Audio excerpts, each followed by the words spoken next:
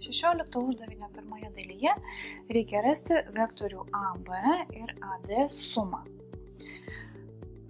Duota figūra ABCD yra keturkampis, jeigu dar tiksliau, tai yra rombas.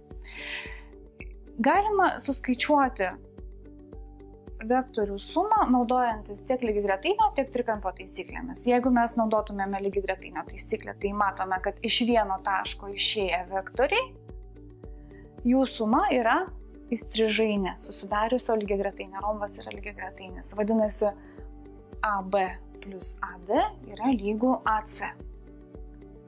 Galima daryti ir kitaip.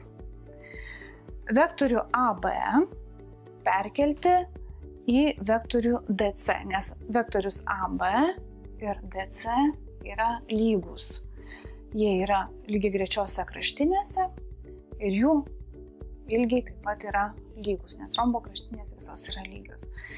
Tuomet vektorių suma AD plus DC yra AC.